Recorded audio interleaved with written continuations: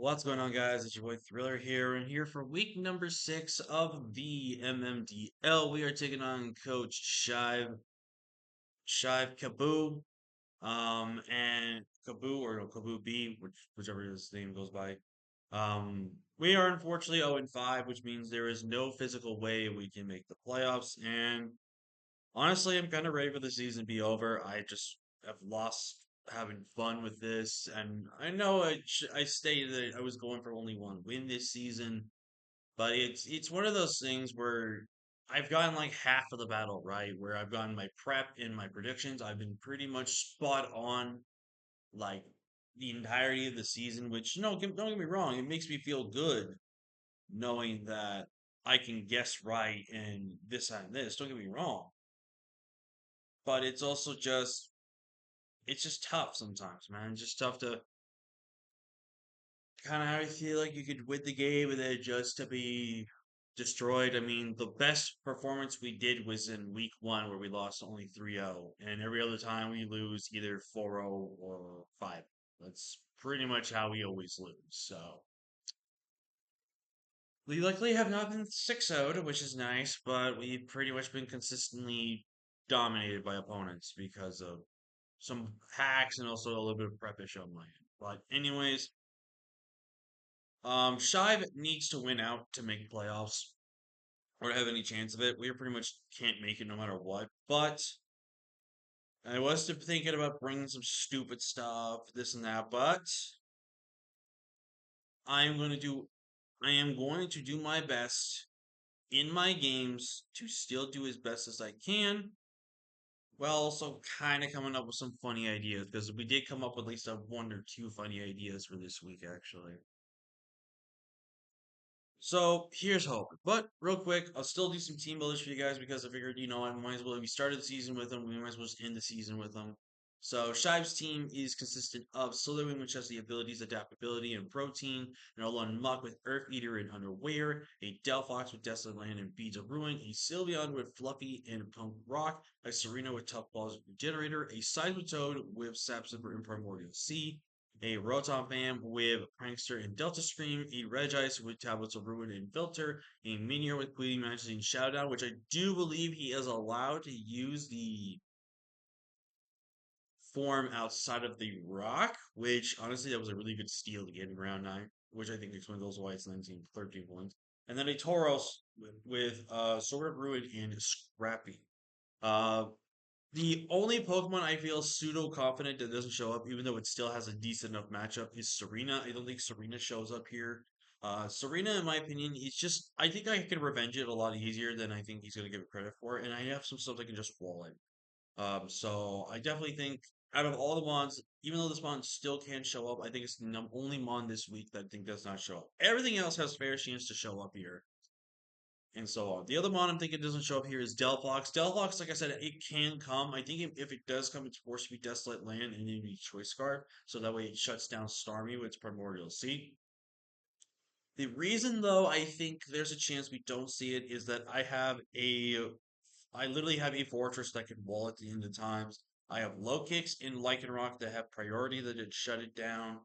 I feel like I have enough pieces to friend that thing to not show up and not be used in this matchup.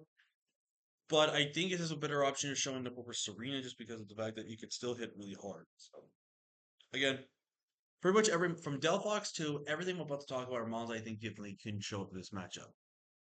Up next is Regice. Regice is actually super annoying for my team. I think a Tablets of Ruin or Filter make a lot of sense here. I'm probably leaning more towards Filter. I think Filter helps them more from both sides of the spectrum here, but I think it helps them a little bit more here due to some of the special offense like Magmar Under the Sun.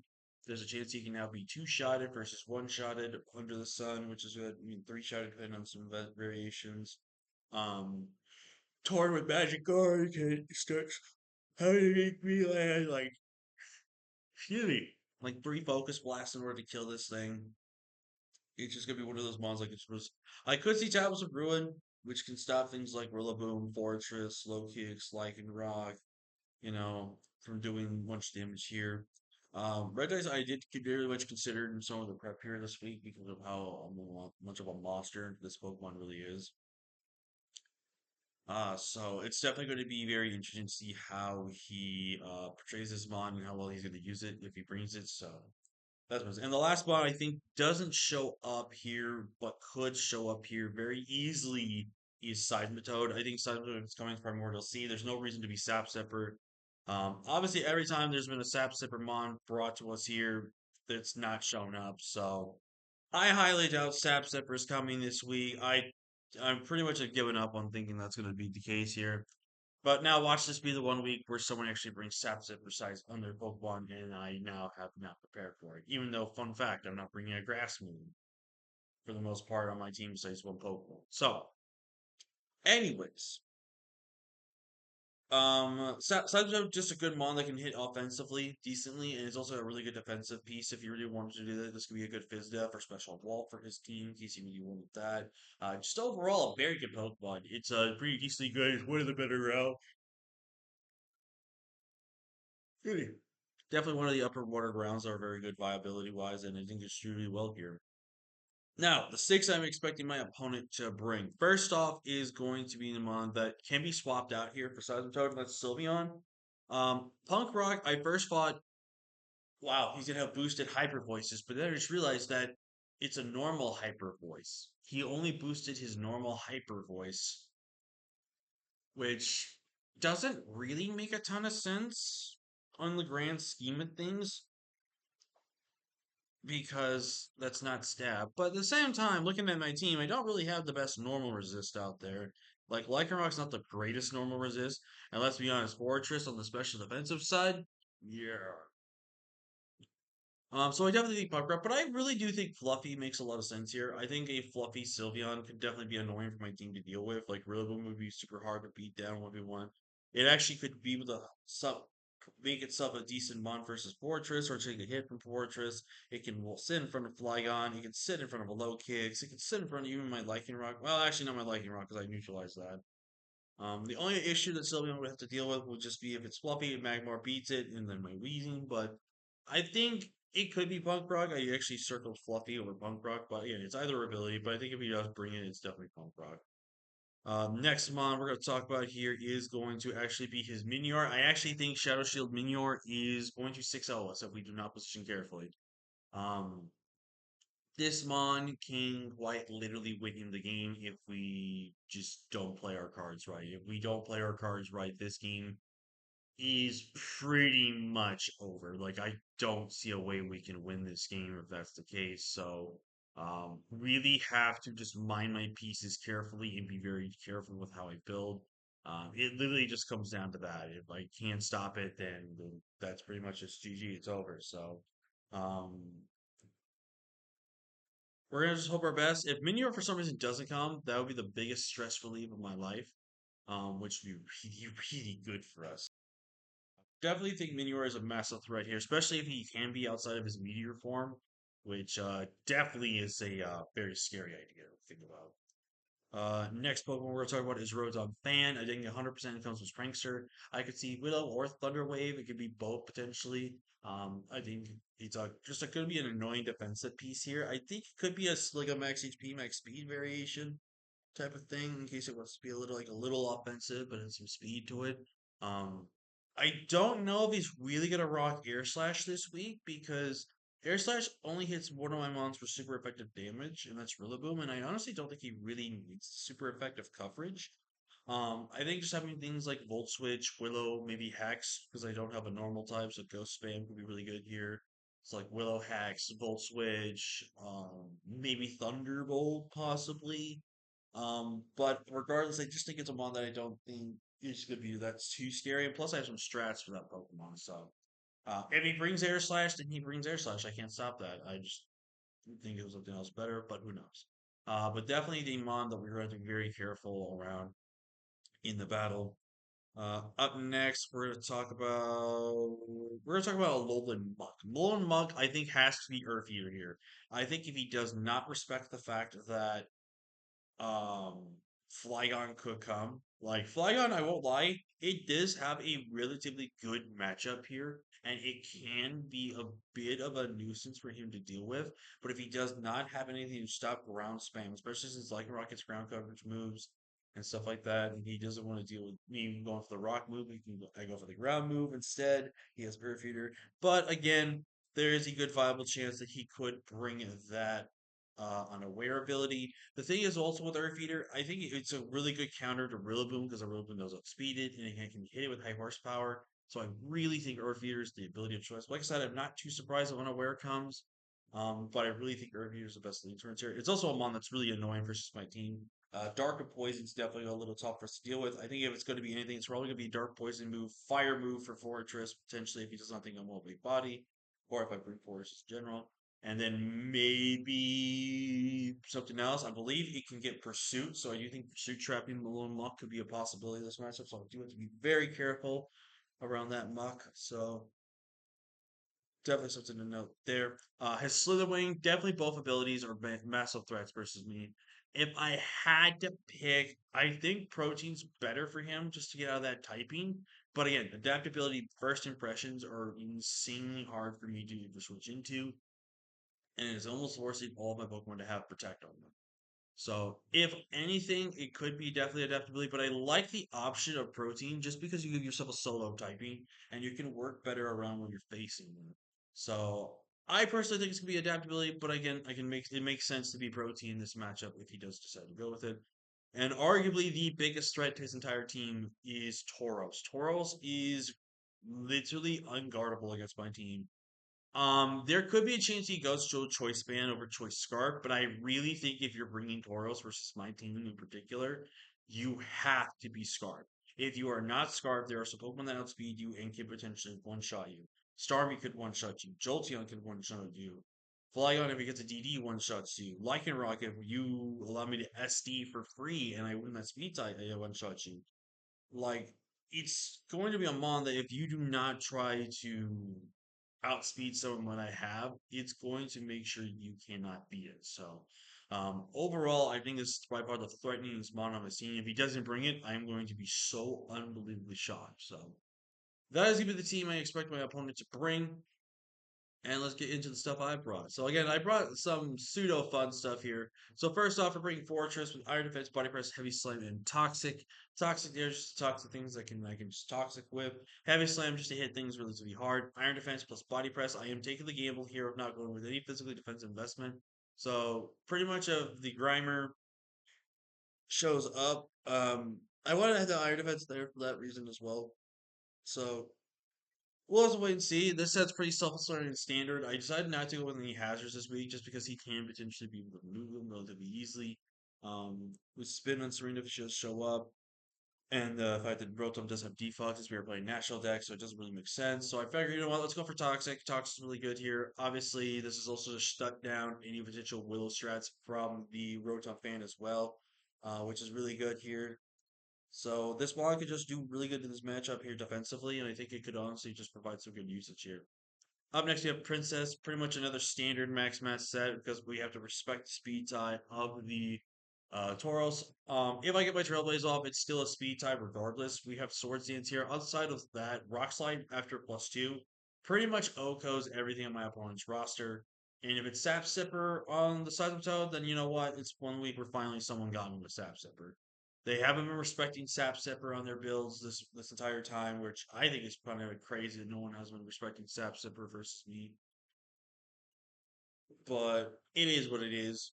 But Lycanroc can definitely do a lot of work here. It's been our slow. It's been our only month I think that's been doing decently well. Um, in terms of the kill death ratio, it's been the only one that's been decent. But I think every other mon has definitely done his part, and I think it's done really well. And coming back off the bench is our boy Gamer the Magmar, rocking out with a Choice Scarf this time around versus Choice Specs, which I think was last time with this thing. And we're rocking a unique EV spread here. We're running enough speed to outspeed everything on my opponent's team that's at Scarf, and we are just running nothing but Fire move because he does not have a reliable Fire switch in.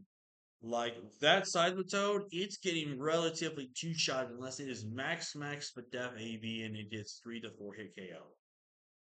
And depending on what fire move I want to click into that Pokemon, I can just do it. If I want to click a Lava Plume to finish off some burns, I can do that. If I want to go for Flamethrower, I can go do that. I can go for Heat Waves and Fire Blast to hit insanely hard. I can just do this as well. This Mon is meant to just be a breaker and just do really well here.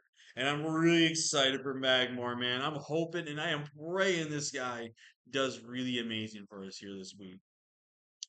And speaking of sun, let's bring the water. Let's bring Primordial Sea Patrick, aka the Starmie, here with Protect, Hydro Pump, Surf, and Psychic.